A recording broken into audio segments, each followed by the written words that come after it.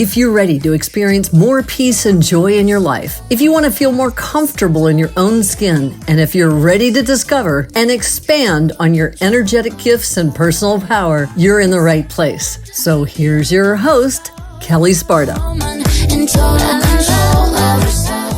Welcome back to Spirit Sherpa. I'm your host, Kelle Sparta, transformational shaman and transformation and spiritual business coach. I could talk really. Oh my God, Josh! Every time you're like, get me up at 7:30 in the morning for us to do this, and I'm like dragging ass out of bed, and now I can't talk straight. So, and as always, I am here on Mondays with my co-host Joshua Radewan, spiritual coach, and specializing in the paranormal and in taking things off of people who have done paranormal things and gotten things attached to them. Yeah, little things. So, an early riser of the witching hour. You know, if it was up to me, we could do these at 3 a.m. You know, I'm up. I'm talking to the ancestors. I am not. I am not. So, anyway, today we're going to go, take me to church. I'll worship like a dog at the shrine of your lies. I'll tell you my sins so you can sharpen your knife. Offer me that deathless death. Good God, let me give you my life. Yeah, we're doing Take Me to Church, religious trauma. And she said she wasn't going to sing beforehand, and I knew she had it in her. No, I said I wasn't going to be able to sing well. There's a difference. I'm still getting over being sick from Mamma Mia. So, yeah, all the things. And yes, before you ask, yes, we will have a video of Mamma Mia. We do have a video. I just haven't gotten it uploaded yet. So I will put that up on the YouTube channel. So if you're listening somewhere else, go subscribe to the YouTube channel if you want to hear me sing Mamma Mia. And The Winner Takes It All. And a lot of other songs. So, I can do this. All right, here we go. So, religious trauma. Yay. Apple, peaches, pumpkin pie. Who doesn't have religious trauma? Holler I. That's nobody. Yeah. That's nobody. Sadly, it's nobody. Yeah. So, here's the thing. Religious trauma is a thing, right? So, let me tell you what religious trauma is. Religious trauma is having gone to a church or, any other religious organization, usually the church, and having them tell you that you're not okay in some way, or having them tell you that you're not allowed to question, which of course would not happen in the Jewish faith, since that's a core tenet of the Jewish faith. And, anything where they have used God to control and manipulate you. So all of these things, right? So pretty much the foundation of a lot of churches out there. And so I want to be clear, I'm talking mostly about the Christian church because that's what my experience is. And I have not had an experience in Jewish or Muslim faith except as I have studied. I have not had personal experience of either of those, with the exception of attending Passover and things like that, but at somebody's house, but not going to mosque or to synagogue. So, and I'm not talking about like Buddhism or any of the Eastern religions, Taoism, whatever, because those are very different. So, the primary underpinning of religious trauma is the assumption of original sin. So let's start with that. And so if you grew up in the Christian faith and you are now saying, spiritual but not religious, right? Which is where we fit into the mix over here.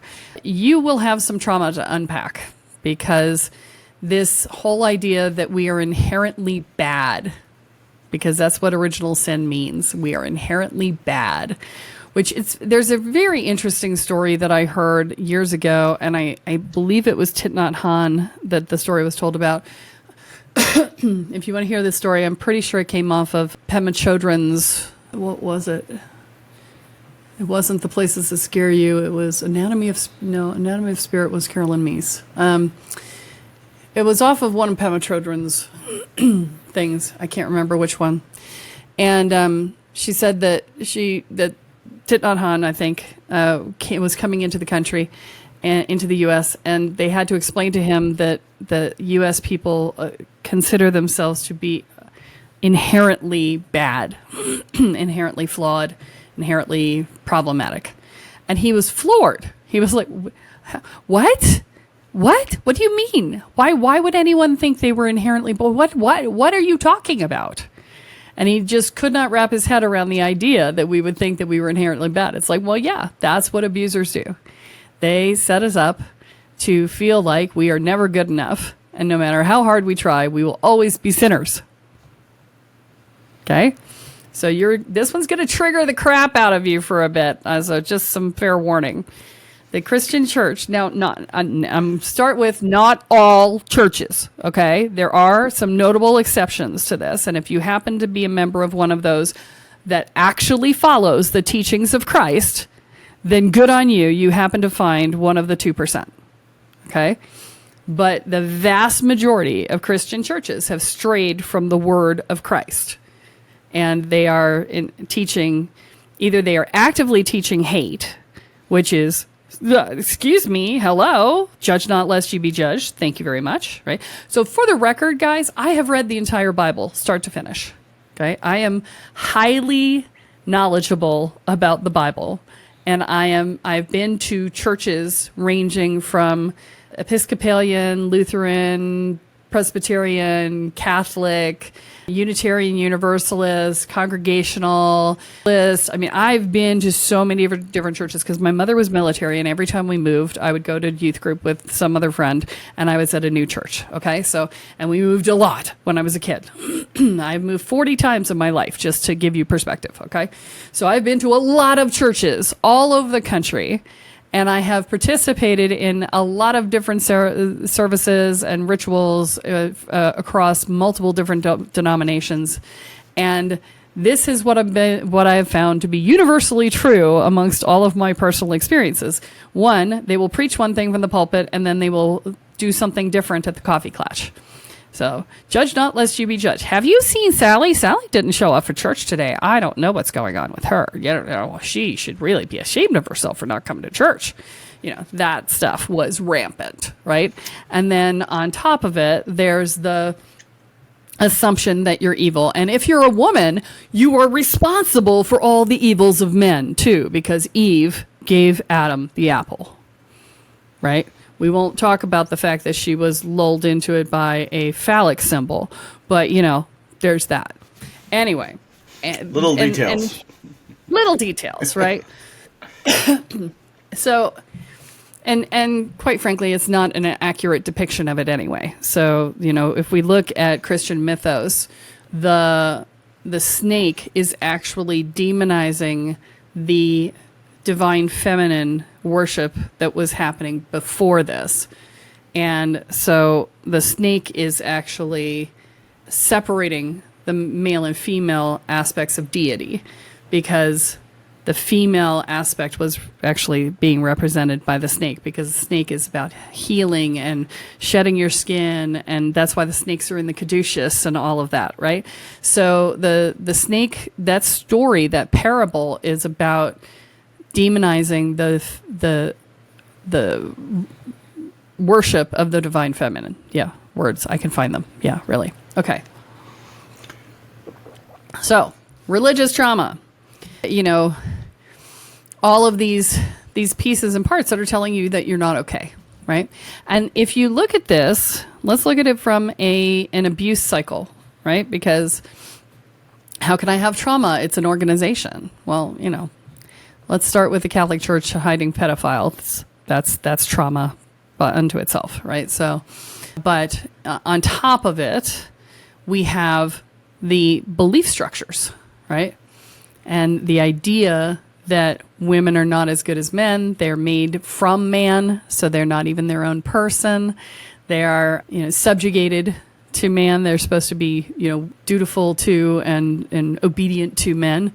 And so all of these ways in which an entire gender is disenfranchised. And on top of it, there's the anti-LGBTQIA stuff that comes with a lot of churches. Not all, again. And so, yeah, a little bit of trauma. Yeah, lots of trauma. So Yeah. And so if you look at it as a religious organization, or if you look at it as an abusive relationship, which is really what I want to say, it is an abusive relationship. Why? Because you're constantly gaslit about who you are. There's a constant gaslighting. It's like, you are not okay, you are not good, you are inherently sin-based, you know, all of these things that are telling you who you are in a way that you don't get to change that narrative ever. Therefore, it is gaslighting, right? And so there's that. There's the constant programming around, you know, being expected to be bad, right? So that is still, it's a gaslighting, but it's also a programming. It's an assumption about who you are, and therefore treating you that way. And then therefore you're left to either be the rebel or the outcast, or you are to submit and become the person they tell you are, right? Makes it really hard to transcend duality with this early programming. You know, I have to say, you know, a lot of the early work I did with you, and still some of the work that we dig out, is you're still looking at it as good and bad, and I go back and I'm like, well, where did that come from? You know, and it always comes back down to my early years in the church. You know, a lot of the trauma that I went through specifically is I didn't understand. You know, like, I was always an observant child, right? I always watched, I always listened, and I always felt. So I couldn't understand, you know, the stories that were told from the pulpit, and then hear the stories being told in the back room, the little judgments, the little things about people talking about each other behind each other's back. I was like, but that's not what Christ said. It was like, why are we, you know, I don't understand. And I spent a lot of time reading the Bible at certain points in my life, specifically Matthew, Mark, Luke, and John. And, you know, like, as I read, I was like, this doesn't seem to be necessarily what Christ stood for. You know, like, we've hinged this, you know, this organization on Christ, but we are so far from his teachings at this point, and I just couldn't understand it, you know. And I mean, Christ to me is absolutely one of the greatest ascended masters that I've worked with. You know, absolutely. I mean, my work with him in heart healing and learning unconditional love on deeper levels, phenomenal. You know, like, I don't know of another ascended master I could work with that worked that well. But what I view in the church, you know, it's a little bit different. You know, like, there's been a lot of unraveling through time, and it's interesting because, you know, you were talking about the divine feminine, and one of the rabbit holes I went down, not necessarily a rabbit hole, but I started reading some of the Gnostic texts, like the Book of Enoch, the Gospel of Mary Magdalene, Gospel of Thomas, and, you know, like, there's a reason that these were taken out in the Panel of Nicaea. These are first, you know.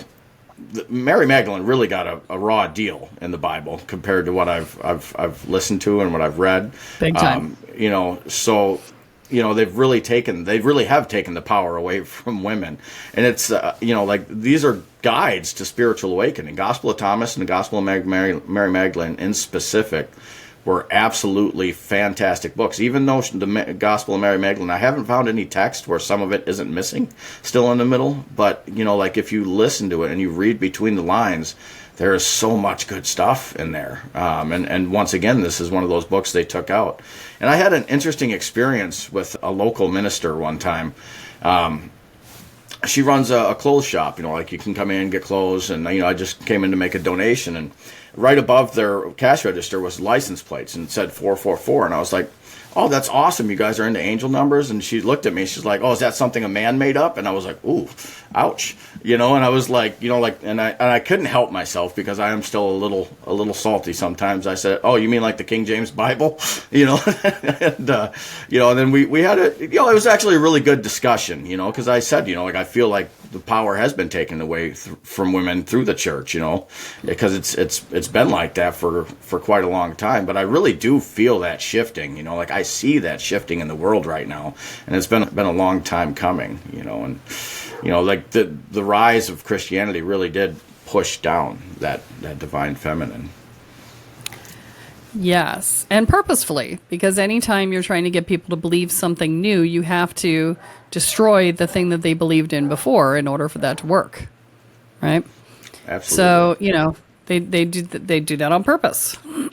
So how do we deal with religious trauma? We deal with religious trauma in the same way that we deal with any other trauma, which is, you got to look it in the face. and be like, yep, that was traumatic. You have to admit that it was traumatic. And after you look it in the face, then you have to start processing the trauma, right? So you need to look at what are you making that story mean? Because what you have is both the trauma itself and then what you've made it mean, right? So you've had the experience, but then you've tried to contextualize the experience in your head.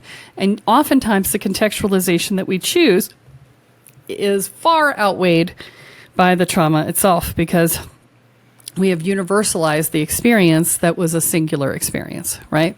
And so therefore it becomes much more damaging over the course of time. And so, you have to look at what you made it mean. And so with religious trauma, especially if you grew up in the religion, a lot of this stuff comes in before you're even at the point of sentience, right? So we reach the point of independent thought at around 7 years old and being able to cognitively understand what's going on. Anything that happens before that just sort of goes straight into your brain and just gets locked in, right? And so, my experience of going into the church and being in kindergarten, I was 4 years old because I started early because my birthday's in November, and my friend was like, oh, let's go to confession. And my family were not religious. They just sent me to a Catholic school, right?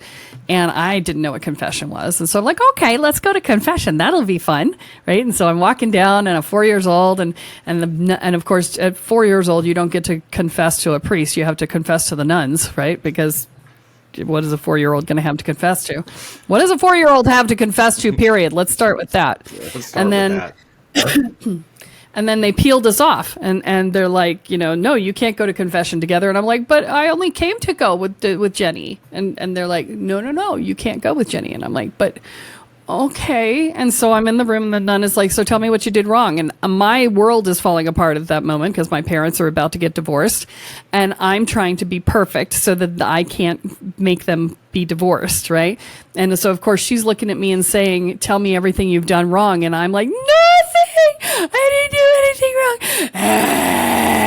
wrong. Religious trauma, right? That's religious trauma right there. I didn't understand what was going on. I didn't know what was happening. I was told that I was being bad. I had no idea what was happening, and I was not allowed out of the room until I confessed to something. And I started screaming at the top of my lungs. Nothing, I didn't do anything. Ah! And then I was in trouble for interrupting service, right? So thankfully my mother came in like the mother bear that she is and said, what did you do to my child? So, but nonetheless, I have very few memories of my childhood. That is one of the most vivid memories of my childhood. Okay? Because it was freaking traumatic. It was unnecessary trauma, right? And this is the sort of things that happen before the age of discernment that we can experience as trauma, right? It's interesting you say that. As you were saying that, first I had a flashback to our past lives as being victims of the Catholic Church in different trials.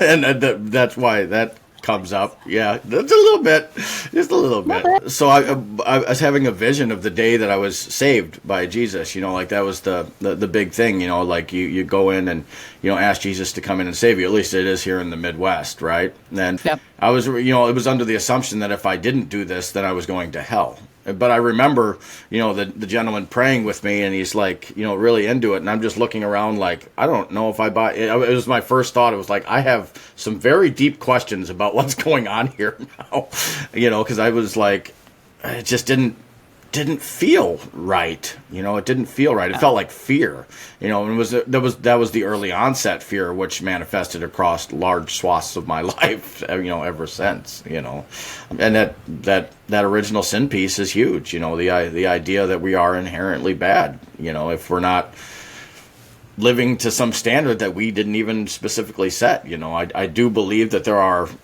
at least where I'm at in my journey, there's things I feel good about doing and feels that, things that don't feel good, right? Like whether they're both experiences, absolutely, and it's about which I choose to create. But, like that deeper self-judgment comes from the, am I good or am I bad? Am I doing it good, Sky Daddy? It's like, it's interesting. Well, and here's the thing.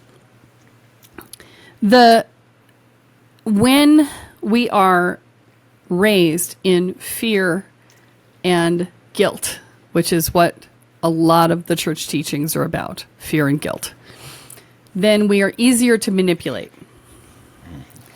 That is why it's done, right? So religion is the opiate of the masses. And that's a quote. That's not me.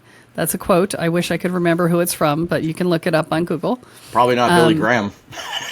No, many years before that. But the point being that religion is an easy way to control people. And that's really what it comes down to. It's a way for people to belong. And that's also how it devolves into us versus them, right? Because they have a place to belong, and then it's easy to make other people others, right? So anytime you're experiencing a group that is othering someone else, and to be clear, we are othering the church right now. So I want to be clear, I am aware that this is happening, right? I am othering the church for the reason that I want to help you to identify your trauma, and that comes from a lot of the stuff that the church has done. But in this episode, I am othering them. And that is, I want you to be aware that that is always a challenge. And so you should take whatever you hear in an othering statement with a grain of salt. And you need to look at it for yourself. Because anytime you're pointing the finger at somebody else, 4 fingers are pointing back at you, Or, well, 3, technically. 'Cause my thumb doesn't point backwards. But yes, if you're pointing that way, 3 more are pointing back at you. And so, I want to be very clear that I am recognizing that that is the case in this episode. And there are churches out there that are good. I want to be very clear about that too. They're just few and far between in my experience. And in the, in hearing the anecdotal evidence from other people that have been talking about this. So, I'm talking to you about this today because it is important for you to know that you were not the one who was wrong. Okay? You were not the one who was wrong. The church, many of the churches, are inherently abusive in their ways of being. They will other you. They will tell you that you're bad. They will tell you that you should feel guilty. They will, there's so many things that happen within these organizations that make them toxic. And if Christ himself were here, he would overturn many of these churches. He would just be like, nope, you gotta go, right? And just like he did with the moneylenders, although probably not, though, because moneylenders, he was 13 years old, and by the time he ascended, he was 33, and I'm pretty sure that he would have evolved past that since then. But he would just come in and be like, that's not really what I said, right? Which is sufficient, right? So, but the point being that Christ's teachings are a masterclass in love. That's what they are. They're a masterclass in love and compassion. And if the church that you went to was not a masterclass in love and compassion, then it was not Christ's teachings.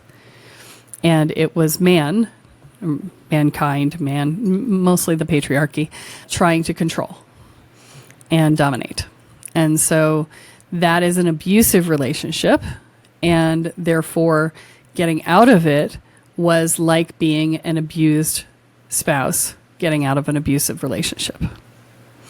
And you should give yourself credit for however much it took you to do that. And that's what I have to say about that.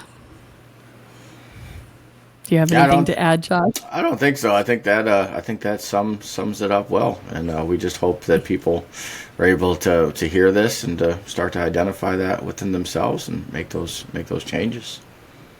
And hopefully be able to recover.